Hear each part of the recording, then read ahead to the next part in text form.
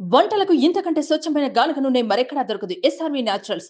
Orders కై screen పై number కి call చేయండి. హాయ్ హలో నమస్తే వెల్కమ్ టు అవర్ ఛానల్. ప్రస్తుతం నేను అనంతపూర్లో ఉన్నాను. సో చాలామంది ఒక సీనియర్ జర్నలిస్ట్ గురించి పొలిటికల్ ఇంటర్వ్యూస్ చేసి కోట్లాను కోట్లు గడించారు, ఎంతో సంపాదించారు అనే ఒక నానుడి ఉంది. మరి ఆ సీనియర్ జర్నలిస్ట్ ఎవరు? నిజంగానే కోట్లాదికి అధిపతి అయితే వాళ్ళ ఇల్లు ఎలా ఉంది? సో ఆ ఇంటిని ఆయన్ని పరిచయం చేస్తాను రండి. ఆయన మరెవరో కాదు, సీనియర్ జర్నలిస్ట్ నాగరాజ్ గారు. వచ్చేయండి.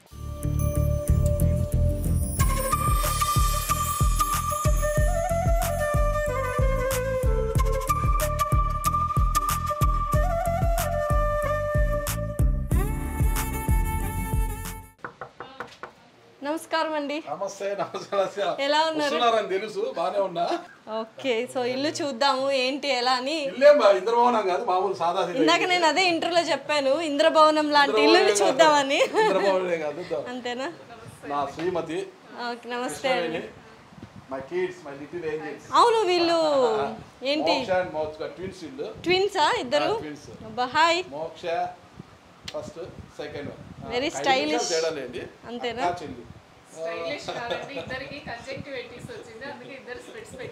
కళ్ళకి వచ్చిందా? సరే, ఒక 10 నిమిషాలు మీ గురించి అలాగే మీ వైఫ్ గురించి తెలుసుకోవాలనుకుంటున్నాను. సడన్ గా అంటే ఇప్పుడు నేను యాక్చువల్గా ఇందాక ఏం చెప్పానంటే,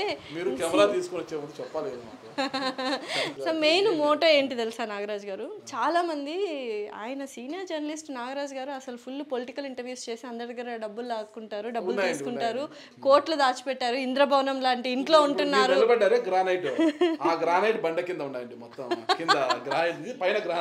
సో అదే అది ఏంటి, నిజమా అబద్ధమా? నిజంగానే ఇల్లు ఒక సుత్తి అదని తీసుకొని పాలగొట్టి దాని కింద ఉంటాయి కట్టలు, ట్రై చేద్దామండి. ఇట్లా అంటే ఒకసారి అంతేనా?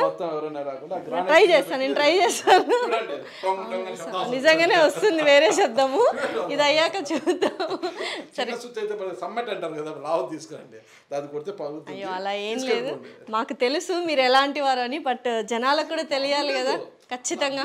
బయట మామూలే పొలిటికల్ లీడర్స్ ని ఇంటర్వ్యూస్ ఇవ్వడమే ఎక్కువ అండి. పొలిటికల్ లీడర్స్ ఇంటర్వ్యూస్ తో పాటు నోట్ల కట్టలు ఇవ్వమంటే ఎవరు ఇవ్వరు అంటే ఒక చిన్న ఇదేంటంటే, ఇప్పుడు కాంట్రవర్సీస్ చేస్తారు వాళ్ళు, మళ్ళీ ఫోన్ చేసి ఈ క్లిప్ తీసేయండి, ఈ క్లిప్ తీసేస్తే తీసేయాల్సి వస్తే ఇంత అమౌంట్ అని చాలా మంది మీకు ఫోన్లు చేసి చెప్తారంట. అది ఎంత మాత్రం నిజం అంటారు? అలాంటి వాళ్ళు ఎవరు నాకు చెప్తే బాగుంటుంది. ఒక్కసారి నా దగ్గర నేను ఇంటర్వ్యూ చేసిన తర్వాత నేను 2 ఆప్షన్లు వాళ్ళకు, అన్నా మీ నా ఇంటర్వ్యూ అయిపోయింది, మీరు ఏమైనా చెప్పదలుచుకున్నారా, ఏమైనా మర్చిపోయారా అనేది. ఎందుకంటే నేను అడగాల్సిన ప్రశ్నలు నేను అడిగేసి రావడం నా ధర్మం కాదు. వాళ్ళు నా ద్వారా ఏదైనా మెసేజ్ ఇవ్వాలనుకుంటారు కదా, ఆ మెసేజ్ నేను పాస్ అని చేయడానికి వాళ్ళు, అన్న నాగరాజ్ అన్న ఇది మర్చిపోయినాము, నువ్వు ఇది అడిగితే బాగుంటుండే, మేము దీని గురించి చెప్పాలనుకున్నాంటే సరే చెప్పాలంటే ఆ ప్రశ్న వాళ్ళకి చెప్తే అది తీసుకొని మళ్ళీ నేను స్టార్ట్ చేస్తాను. ఎడిటర్ చెప్పేసి, ఎడిటర్ గారు ఈ ప్రశ్న మర్చిపోయాను, దీని మధ్యలో యాడ్ చేసుకుంటే చెప్పి మరి నేను ఆ ప్రశ్న ఫిల్ చేస్తాను. రెండో ప్రశ్న ఏంటి తెలుసా, అన్న అయిపోయింది బయలుదేరుతున్నా, ఏమైనా డిలీట్ చేయాలా, దీంట్లో అభ్యంతరకరం ఏమైనా ఉన్నాయని అడుగుతా. అప్పటికప్పుడు వాళ్ళు ఏం అభ్యంతరం లేదు, ఓకే అన్న అంతా బాగుంది అన్న తర్వాత నేను వచ్చి ఏర్లేకపోతే వాళ్ళు ఏమి చెప్పినా, ఎవరితో ఫోన్ చేయించినా, సూట్ కేసులు పంపిస్తామన్నా తీసే ప్రసక్తే లేదు. ఎందుకంటే నా క్యారెక్టర్ మీద బతుకున్నాను. నా 20 ఏళ్ళ జర్నలిజం ఫీల్డ్లో క్యారెక్టర్ మీదే వస్తున్నాను ఇంతవరకు. ఇందులో ఒక క్వశ్చన్, సూట్ కేసులు పంపిస్తాము అని అన్నారా? కొంతమంది డబ్బులు ఇస్తాము అనే వాళ్ళు ఉన్నారు, లేదని లేదు. కానీ ఎవరి పిక్ అయినా నేను ట్రోల్ అయింది కానీ తీసేసానో చూడకండి. ఎంతమంది, చాలా మంది ఉన్నారు, దాదాపు 10 మంది. ఈ రోజుకి కూడా ఏపీ స్పీకర్ తమ్మినేని సీతారాం గారి ట్రోల్ అవుతూనే ఉంది. నాకు చాలా క్లోజ్ అయినా ట్రోల్ అవుతున్నా నన్ను అంత గౌరవిస్తారు. ఆయన ఈ రోజుకి చాలా గౌరవిస్తారు తమ్మినేని సీతారాం గారు. నన్ను ఆయన ఒక పెద్ద కుమారుడుగా చూసుకుంటాను నన్ను ఆయన ఈ రోజుకి కూడా. ఐ డ్రీమ్ ఇంట్రెస్ట్ ఉంది, అది నేను ఐ డ్రీమ్లో చేసినప్పుడు ఒక్కటండి, ఇంటర్వ్యూ అయిపోయిన వెంటనే ఈ టాపిక్ మాకొద్దు అంటే అది ఎంత బ్లాస్టింగ్ సబ్జెక్ట్ కానీ తీసేస్తాను నేను. వాళ్ళు అడిగితే,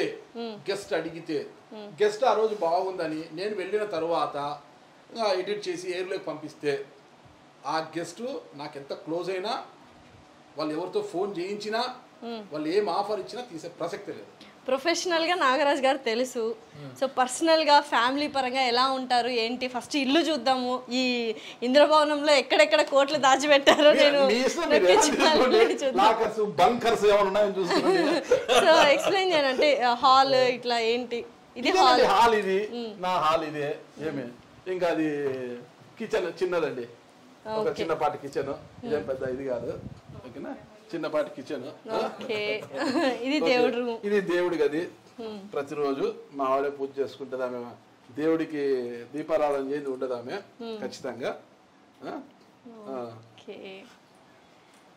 ఒక చిన్న బెడ్రూమ్ అండి. ఇంకా నాకు ఎవరైనా గెస్ట్ వచ్చినా, ఎవరైనా రిలేటివ్స్ వచ్చినా సరిపోవట్లేదు అనేసి రీసెంట్ గా నేను పైన ఒక చిన్న రూమ్స్ రెడీ చేస్తాను. చిన్న ఆఫీస్ లాగా, ఆఫీస్ రూమ్ ఒకటి, ఒక బెడ్రూమ్ ఒకటి. ఓకే. సో ఫోటోస్ కూడా ఉన్నాయి. ఇది ఎప్పుడుదండి? అది మా మ్యారేజ్ అయిన కొత్తలో. అవునా? 2005 మేలో మా మ్యారేజ్ అయింది. 2005 మే 20 అయిన తర్వాత ఫస్ట్ దివాళీ అప్పుడు స్టూడియోకి వెళ్ళి నేను మా వైఫ్ దిగాను. భలే గుర్తుపెట్టుకున్నారండి. కృష్ణవేణి గారు అలానే ఉన్నారండి. మీరేం మారారు చెప్పండి, మీ నోటితో చెప్పండి, మీరేం మారారు. కరెక్ట్. కృష్ణవేణి అలా ఉంది కాబట్టి చూస్ చేసుకున్నప్పుడు, ఇప్పుడు కూడా అలానే ఉన్నారు చక్కగా. అలా ఉంది కాబట్టి చేసుకున్నప్పుడు. ఓకే. సో ఇంక ఇవన్నీ పిల్లలు బొమ్మలు ఎప్పుడెప్పుడు. ఇక్కడ అమ్మ నాన్న, అత్తయ్య మామయ్య, ఆడ మా నాన్న. ఓకే. ఎందుకంటే మేము చిన్నగా ఉన్నప్పుడే, వీళ్ళ వయసు అప్పుడే మా అమ్మ చనిపోయింది కాబట్టి మాకు ఫోటోస్ ఏం లేవు నా దగ్గర. నాన్న ఫోటో 19లో చనిపోయారు. కరెక్ట్. నాన్న అత్త మామ. అరే పక్కన ఇద్దరు అల్లరి పిల్లలు ఎవరు?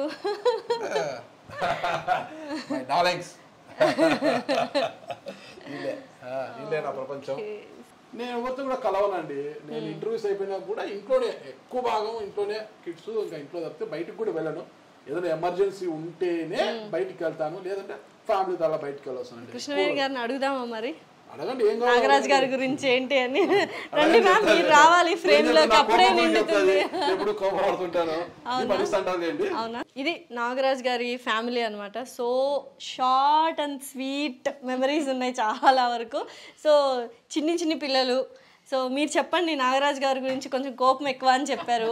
ఇంటర్వ్యూస్లో చూస్తే ఆ గెస్ట్కే కాదు, చూస్తున్న ఆడియన్స్ కూడా టెర్రర్ వస్తుంది. మీతో ఎలా ఉంటారు ఏంటి? చాలా బాగుంటారండి. మా మధ్య ఏం క్లాషెస్ అట్లా ఎప్పుడు ఏమీ రావు. ఆయన కోపడినప్పుడు నేను కామ్గా ఉంటా, నాకు కోపం వచ్చినప్పుడు తను కామ్ అవుతారు. అలాగే అడ్జస్ట్ అయ్యి వెళ్తా ఉంటాము.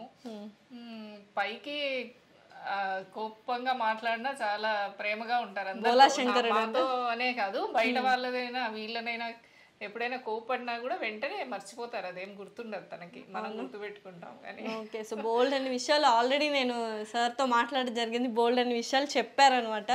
సార్ ఏంటి మీ పెళ్లి గురించి, లవ్ స్టోరీ గురించి ఏమన్నా? అవునా? ఏంటా లవ్ స్టోరీ ఏంటి ఒక్కసారి? చూసారా, మా దగ్గర ఉన్నప్పుడు చాలా క్లియర్ గా చెప్పారండి. మీ దగ్గరకు వచ్చేసరికి ఆయన ఎందుకో కొంచెం జంకుతున్నాడు. ఎందుకో నా గురించి ఏం జంకరు, పిల్లల గురించి జంకుతారు. వీళ్ళు ఒప్పుకోరు. అంతేనా? వీళ్ళు ఒప్పుకోరు. తెలిసే ఉంటది పిల్లలకి, కానీ కామెడీగా తీసేసుకుంటూ ఉంటారు అనమాట. అంతేనా? Very serious. అంతేనా? What you want to say about daddy? Oh my god. Okay. ఇంకా? I like him. He cares me and he loves me. Okay. So mommy? Even mommy. ఎవరు ఎక్కువ బెస్ట్ ఫ్రెండ్, మమ్మీనా డాడీనా? Daddy. అమ్మో, చిన్నది బాగా చెప్తుంది, పెద్దది కదా అందరికంటే 5 minutes పెద్దనా నువ్వు? సో తినే హైట్ ఉంది కదా మంచిగా. ఓకే. మోక్ష, మామూలుగా డాడీ ఇంటర్వ్యూస్ అన్నీ చూస్తుంటావు కదా, సీరియస్గా చెప్తుంటారు, సీరియస్గా క్వశ్చన్లు అడుగుతుంటారు. ఇంట్లో ఎలా ఉంటారు డాడీ? ఇంట్లో మంచిగా ఉంటాడు, నైస్గా ఉంటాడు, కొట్టనే తిట్టాడు, ఇరిటేషన్ తెచ్చుకోడు, ఇరిటేషన్ వచ్చినా లోపలే తిట్టుకుంటాడు. ఇరిటేషన్ వచ్చినా లోపలే తిట్టుకుంటాడా? ఎట్లా తిట్టుకుంటాడు లోపల? లోపల తెచ్చుకుంటేది ఫేస్ ఎక్స్ప్రెషన్స్ లా కనిపిస్తుంది. అమ్మ బడుద్దాయి, చాలా గడుసు పిల్ల. ఓకే. మరి మమ్మీ? మమ్మీ చదువుకునే తప్పు ఒక్కది కొడుతుంది. అంతేనా? చదువుకోవాలి కదా మరి, నువ్వు అల్లరి చేస్తావు కాబట్టి. అంతేనా? ఎవరు బెస్ట్ ఫ్రెండ్?